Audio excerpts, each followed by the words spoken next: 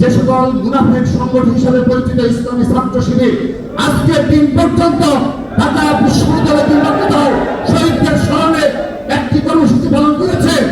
কবর জিয়ারত এবং আপনার দোয়া মাহফিল এবং সেই সাথে ছাত্রদল কেন্দ্রীয় সংসদের বিপ্লবী সাধারণ সম্পাদক নাসিরের নেতৃত্বে সহসভাপতি আবু আফসান আমার সাথে গিয়েছিল সিনিয়র যুগ্ম সাধারণ সম্পাদক চট্টগ্রামে ওয়াসিম আকরামের সমাধিতে পুষ্পস্তবক অর্পণ, দোয়া মাহফিল এবং পরবর্তীতে আমরা রংপুরে এবং চট্টগ্রামে স্মরণ সভা করেছি।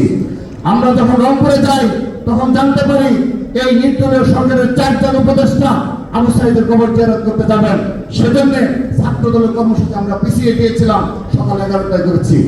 কিন্তু যখন আমরা 11টায় কর্মসূচিতে যাই, যাওয়ার পর এলাকাবাসী এবং এই আবু সাঈদের যারা স্বজন রয়েছে তারা আমাদের অবহিত করলেন উপদেষ্টাদের সেই সময় হয়নি, তার কবরে গিয়ে মুনাজাত করার তার সময় হয়নি। আমাদেরকে তারা দুঃখের সহিত জানিয়েছে এই বৈষম্যবিরোধী ছাত্র দলের ব্যানারে যারা নেতৃত্ব দিয়েছে তাদের উল্লেখযোগ্য কেউ এই আবু সাঈদের কবরে গিয়ে মুনাজাত করেনি। এই 1 বছরের মাথায় এই ধরনের দৃশ্য আমাদের দেখতে হয়েছে।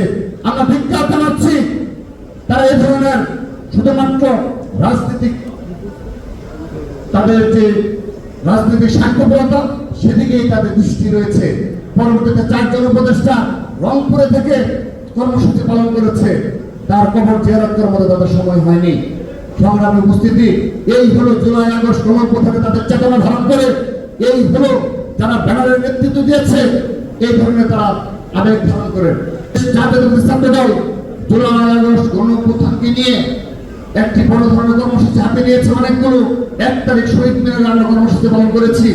তারপর 14 তারিখে শহীদ পরিবারের সাথে বিএনপির ভারপ্রাপ্ত চেয়ারম্যান তারেক রহমান সৌজন্য সাক্ষাৎ এবং দীর্ঘক্ষণ তিনি সময় দিয়েছেন। পরবর্তীতে 15 তারিখে আমরা এখানে ছাত্রলীগের হামলা প্রতিবাদে কর্মসূচি পালন করেছি, গতকাল করেছি, আজ করেছি এবং আমরা দাওয়াত দিয়ে রাখছি। 24-এ আমাদের সিনিয়র নেতৃত্বে দাওয়াত দিয়ে রাখছে সবাইকে।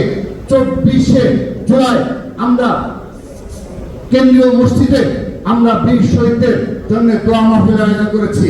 ছাত্র দলে আরো অনেকগুলো কর্মসূচি রয়েছে, কিন্তু প্রিয় উপস্থিতি, আপনাদের একটি বিষয় স্মরণ করে দিচ্ছি।